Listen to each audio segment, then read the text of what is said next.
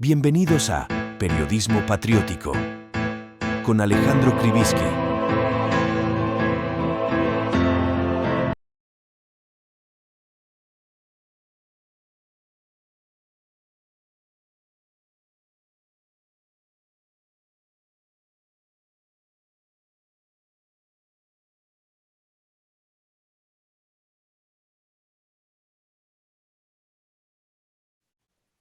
Buenas, buenas. Me había tomado unos mates con el profesor Walter Formento. ¿Cómo está, Walter? Un gusto. Bueno, ¿cómo te va, Alejandro? El gusto es mío poder compartir este diálogo, esta charla, aunque sea de este modo. Tenemos una charla patriótica que es compartida por todos aquí en el canal de Periodismo Patriótico y por Canal 11 de Formosa. Así que quería consultarte porque estamos con un gobierno que recién llega, extraño. Extraño en el modo en que Milei le gana las elecciones a la partidocracia tradicional, diríamos, pero a su vez, ni bien llega, si bien ya lo había prometido en campaña,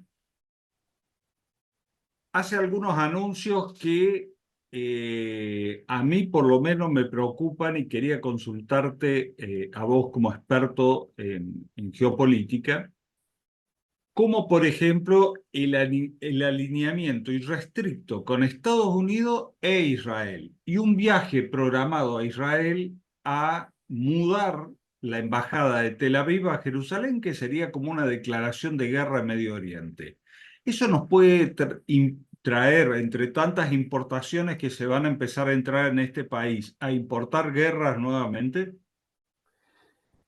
Mira, Alejandro, primero me parece importante situarlo, porque Milei y ese equipo que conforma con su hermana, este, están, digamos, en la función de la presidencia de la nación, en el ejercicio de esa función, y tanto vos como yo, como todos, sabemos, o la gran pregunta es, ¿en qué se respalda? ¿Dónde, dónde radica su poder, su fuente de poder o sus fuentes de poder? Mm. En ese sentido, para colmo gana en tercera vuelta, por lo tanto, no, es decir, no salió victorioso de la elección ni en diputados, ni en senadores, ni en gobernadores, ni en intendentes, No, ¿no? porque no tenía estructura él mismo, ni candidatos, ni nada. La gente votó a Exact- él, a una eh, figurita que salió de la televisión y se fue a las redes y votó a exactamente. una imagen. Y la fuerza que ganó es Unión por la Patria, con un componente de un peronismo amplio, Ujú. extenso, este, que fue parte de los gobiernos desde el 2001 hasta acá, y hay gobernadores que tienen historia e intendentes que tienen mucha historia y historia larga. Entonces, el terreno general en términos de gobernaciones y municipios es un terreno adverso cuantitativamente y cualitativamente, más aún porque él es un recién llegado a la política y ese es su caudal de legitimidad, su Sí, ser de afuera, venir de afuera. Y vos sabés, Alejandro, que esa fuente de legitimidad es crítica, es decir, es fugaz, es líquida, diría. tal cual. Este, entonces, más en tiempo de comunicaciones virtuales, de terrenos virtuales, además de los de presenciales. Ahora, Entonces, se supo rodear rápidamente de todo lo que él llamaba o denominaba casta, o sea, el que salió tercero está en el poder, está en el gobierno, ¿sí? bueno, Pero en su, tercera. pri- su, princip- su, Sí, Sí. sí, sí, decime, Ale. No, no, y a su vez, lo que yo interpreto, vos decime porque sos un conocedor del tema, pero a su vez, de que la tercera fuerza, que salió tercera fuerza, estaría prácticamente en el gobierno y hoy lo vimos en el Congreso de la Nación trabajando todos en bloque en el Senado, a todo eso se le suma los poderes financieros internacionales, diríamos, lo que se conoce como mm, específicamente los intereses anglosajones, ¿no? Que creo que tienen dos patas Exacto, definidas, pero creo que las dos patas definidas estarían dentro del claro. gobierno, ¿no? Claro.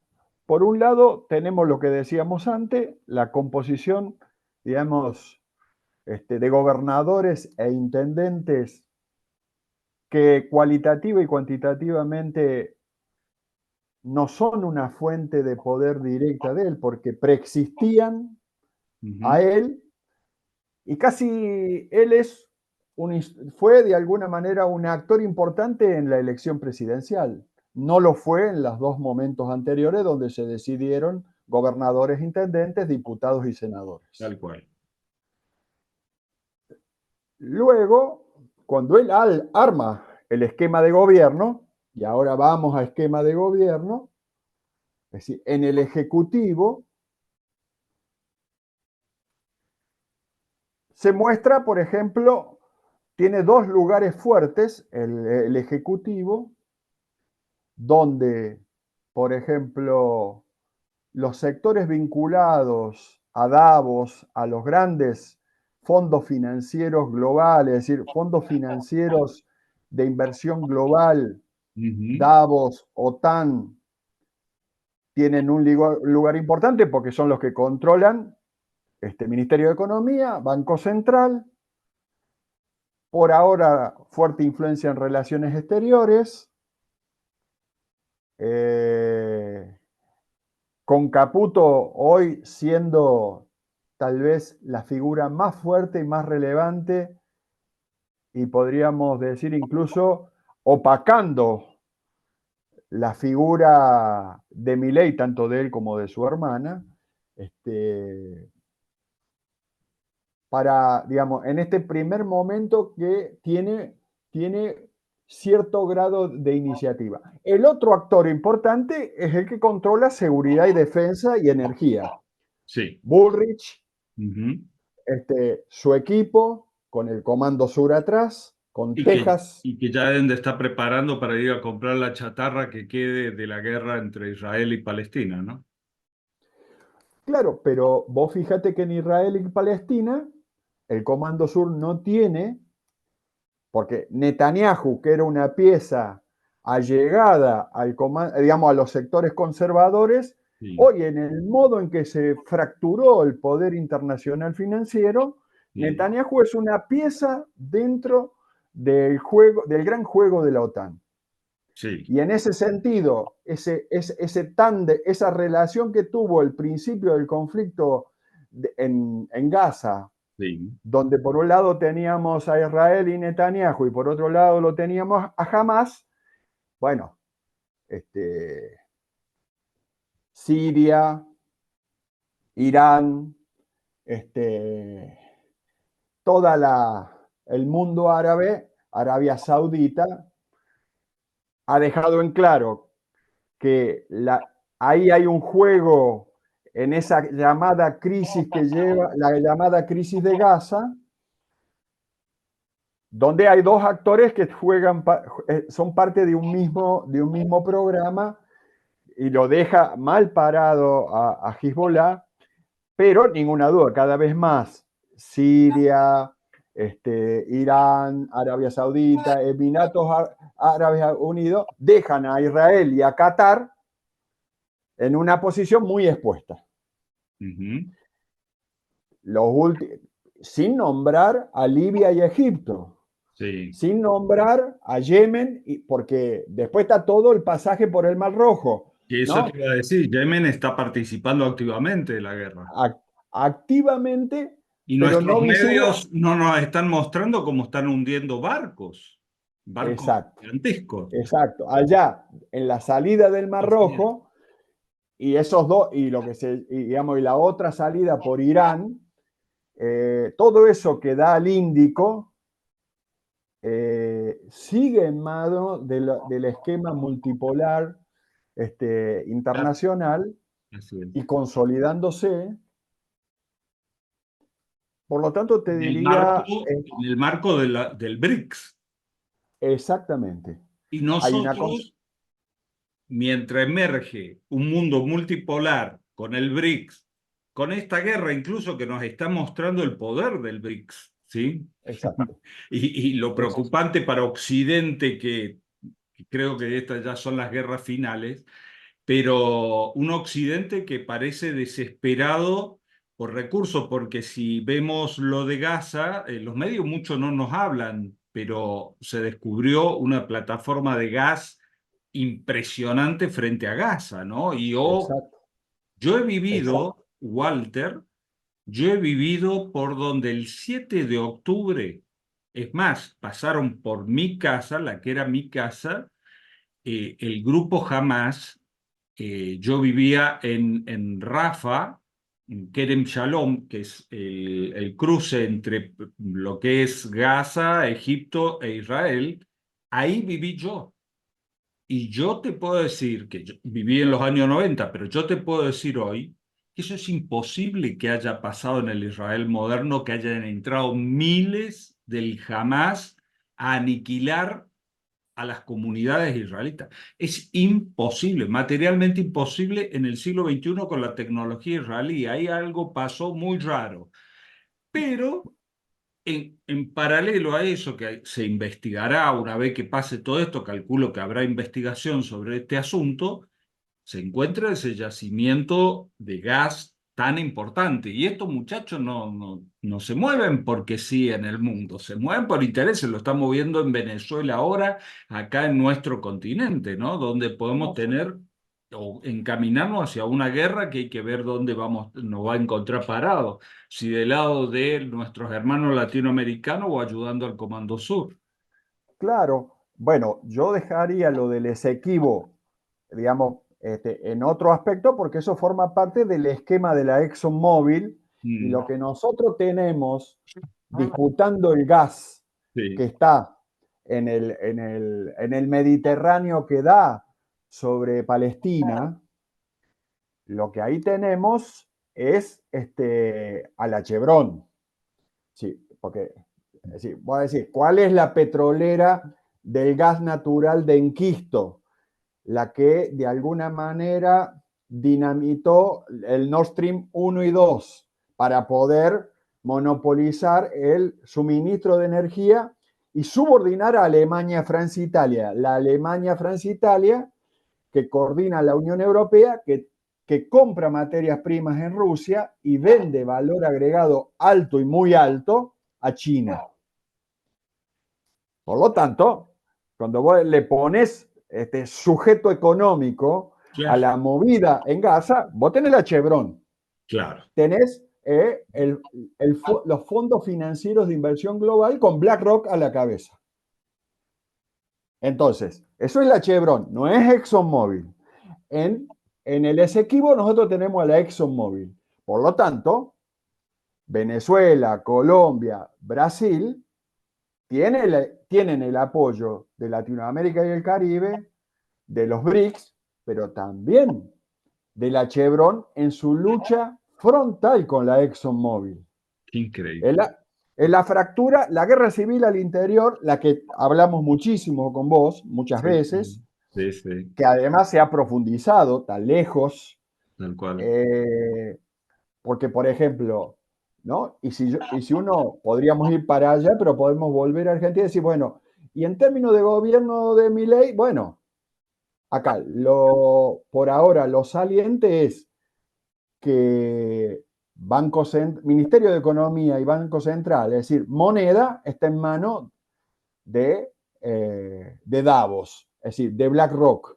Bien. Ujú. El que en la guerra de Ucrania solo pudo quedarse con 16 millones de hectáreas de Ucrania y que ya está perdiendo la guerra Y ahí va a jugar un rol muy importante Zaluzny, el general de formación soviética.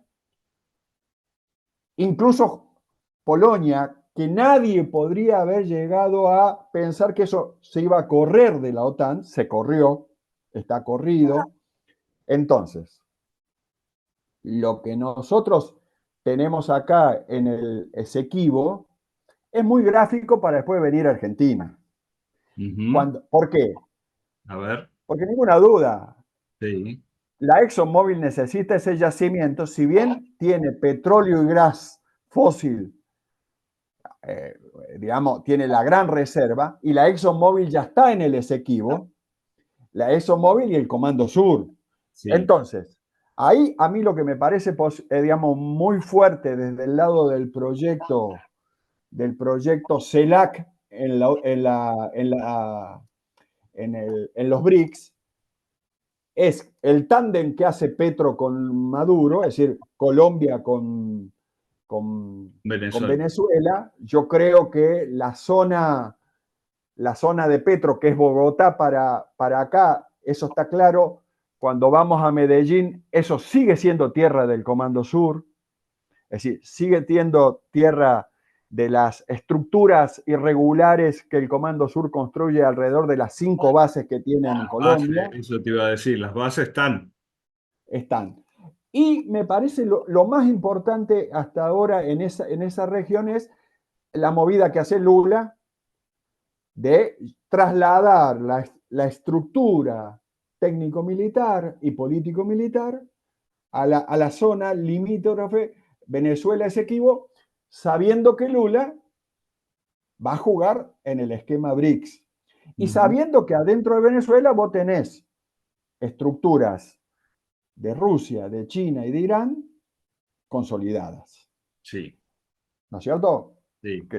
Entonces, ¿por qué? Porque tenés la gran reserva de petróleo y gas fósil de la región, la gran reserva del futuro, es decir, entonces, ¿eso va a ir a una confrontación fuerte? Yo creo que va en camino a confrontar. ¿De qué lado van a jugar los fondos financieros de inversión global? Contra el Comando Sur. Porque el Comando Sur hoy volvió a controlar la Reserva Federal, por lo tanto, los globalistas, teniendo el presidente, no controlan el Congreso, no controlan Estados Unidos, eso está fracturado. Pero además no controlan las formalidades. Por lo tanto, cuando nosotros antes hablábamos, Ale, del Comando Sur y la OTAN, dábamos por hecho algo monolítico, claro, y que vos tenías que directamente negociar porque no había posibilidad de chocar. Hoy, con la derrota de la OTAN en Taiwán, en Ucrania y en Gaza, porque está más para derrota. Sí. Entonces, ese actor, nosotros, por ejemplo, en el tema del Esequibo, si vos me preguntás de dónde juega apoyando a Lula. No te olvides de ponerle un me gusta a este video y suscribirte a nuestro canal.